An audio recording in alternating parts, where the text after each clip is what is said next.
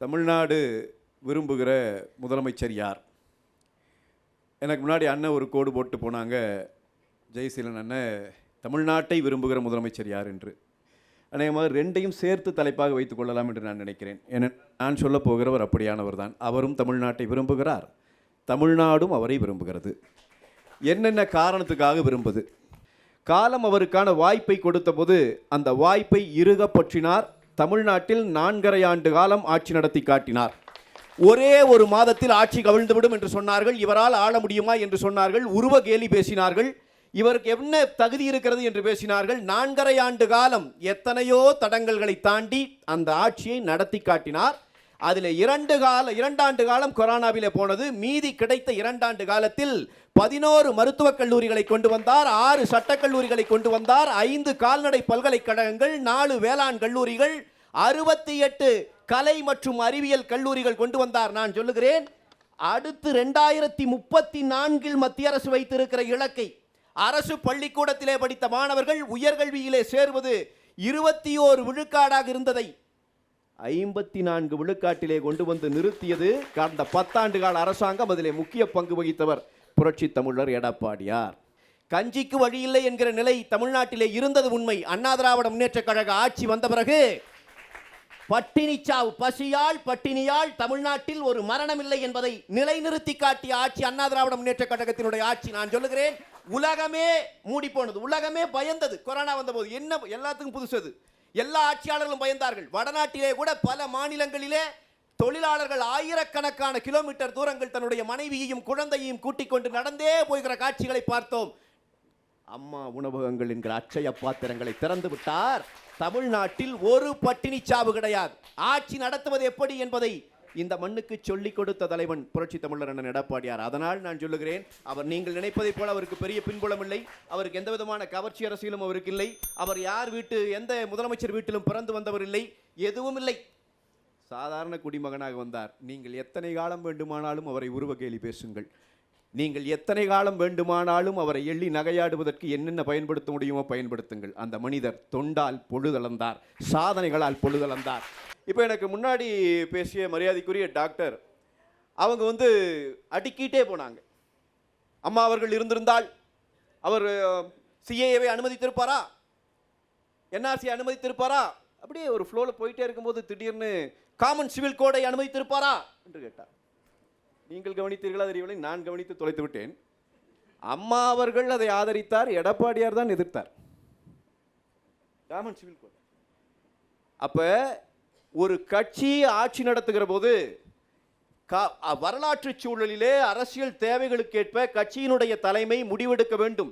கட்சியின் தலைமை தன் தகப்பன் என்ன முடிவெடுத்தான் என்று அதையே பின்பற்றி பின்னால் போவதற்கு அல்ல, மாறாக கால சூழலுக்கேற்ப தனித்த ஆளுமையாக வளர்வது. அதைத்தான் புரட்சி தலைவி அம்மா அவர்கள் கற்றுக் கொடுத்து விட்டு போயிருக்கிறார். அதுலேயும் கூட எனக்கு டாக்டர்கிட்ட ரொம்ப பிடிச்ச விஷயம் என்னன்னா, அம்மா இருந்திருந்தால் நடந்திருக்குமா, அம்மா இருந்திருந்தால் நடந்திருக்குமா என்று கேட்டவர் கருணாநிதி இருந்திருந்தால் அனுமதித்திருப்பாரா என்று கேட்கவே இல்லை. அதே மாதிரி கேட்டாங்க, அம்மா அவர்கள் இருக்கிற போது போயஸ் கார்டனிலே வந்துதானே கூட்டணி பேச்சுவார்த்தை நடக்கும், டெல்லிக்கு போகிறீர்களே. நான் இப்பொழுதும் சொல்லுகிறேன், மாண்புமிகு இந்த நாட்டினுடைய உள்துறை அமைச்சர் சென்னையிலே வந்துதான் எங்கள் கூட்டணியை அறிவித்தார். நீங்கள் சொன்னது உண்மைதான், அம்மா இருக்கிற போதும் சரி நாங்கள் போய் அங்கே நின்றிருக்கிறீர்களா என்று கேட்டீர்கள்.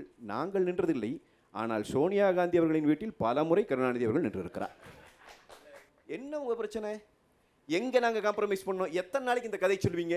அமித்ஷா வந்து விட்டார், 60 சீட்டு வாங்க போகிறார். 2021 இவங்க பேசினாங்களா இல்லையா?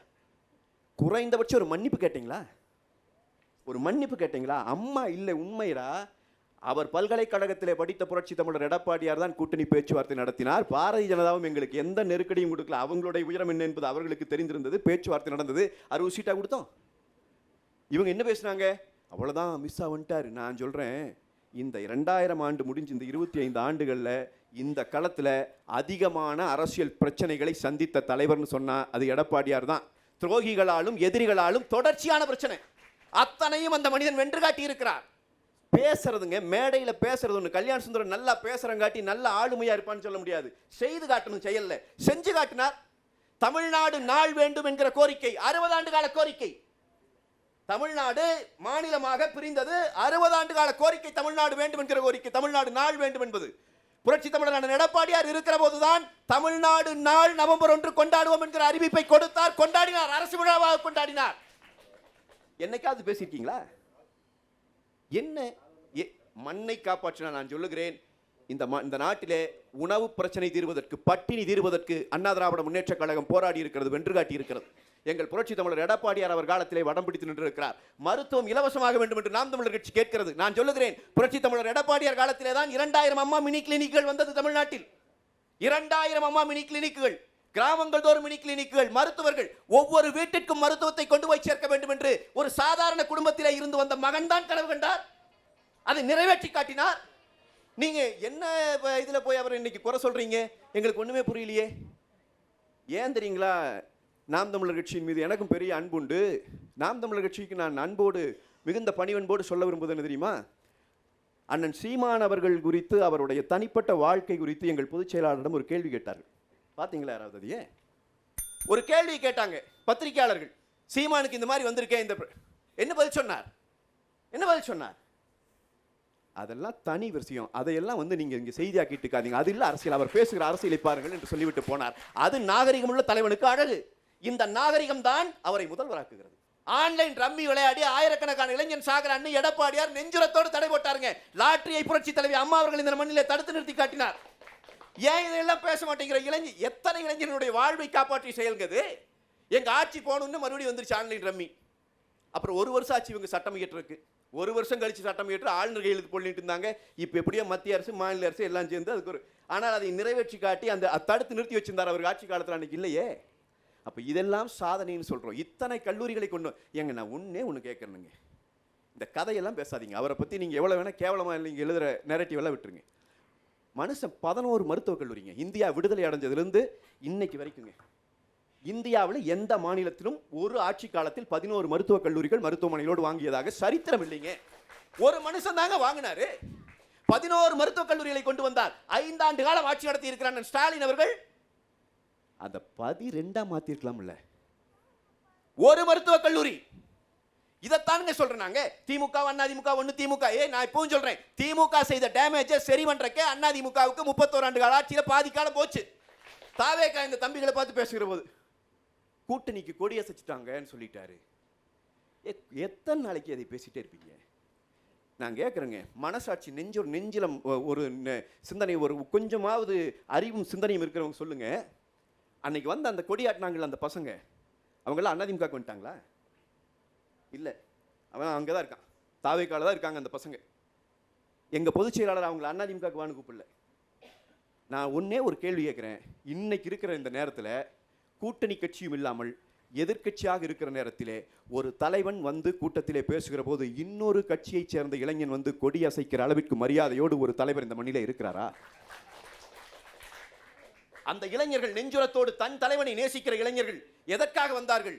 இந்த பிரச்சனை நடந்தபோது அறத்திற்கு புறம்பான வழியிலே தாவேகாவை வீழ்த்திவிட வேண்டும் என்று பல கட்சிகள் துடித்த போது, தாவேகா நாளை தேர்தல் களத்திலே வந்தால் நேருக்கு நேரான எதிரி, மோதுகிறோம், அது ஒரு பக்கம். ஆனால் அறத்திற்கு புறம்பான வழியில் அவர்களை வீழ்த்துவதற்கு நான் விடமாட்டேன் என்று சொல்லி பாதுகாப்பு அரணாக நின்று காட்டிய தலைவர் புரட்சி தமிழர் எடப்பாடியார். அதனால் அந்த சிறுவன், அந்த பசங்க வந்தாங்க, கொடியாட்டினாங்க. அந்த கொடியாட்டின பசங்களுக்கு ஆறுதலாக ஆதரவாக சொன்னார், இதோ மக்கள் கூட்டணி ஒன்று அமைந்து கொண்டு இருக்கிறது, இன்றைக்கு இருக்கிற மக்கள் விரோத திமுகவை தூக்கி எறிவதற்கு என்று சொன்னார். அதுதானே அங்க சொல்லப்பட்ட செய்தி. அதற்கு முன்னும் சரி அதற்கு பின்னும் சரி 100 முறை பேட்டி கொடுத்துட்டார். இந்த பிரச்சனையை வச்சு கூட்டணி பேசுகிற இழிவான அரசியலை நான் செய்ய மாட்டேன். அதையெல்லாம் விட்டுறீங்க. கொடியாட்டினாங்க. எடப்பாடி பழனிசாமி என்கிற நான் என்று சொல்லி அவர் முதலமைச்சராக பதவியேற்கிற நாள் மீண்டும் தமிழ்நாட்டிற்கு ஒரு நல்ல தமிழன், நல்ல ஆட்சியை கொடுக்கிற நாளாக அமையும். சாதாரண குடும்பத்திலே இருந்து வந்த அந்த மகன் எவ்வளவு கேலி பேச்சுகளுக்கு உட்படுத்தப்பட்டாலும் வென்று காட்டுவார். மக்கள் அவரை விரும்புகிறார்கள். அவர் தலைமையிலான ஆட்சி அமையும். 2026 எழுதி வைத்துக் கொள்ளுங்கள் இரட்டை இலைகளுக்கானது. நன்றி, வணக்கம்.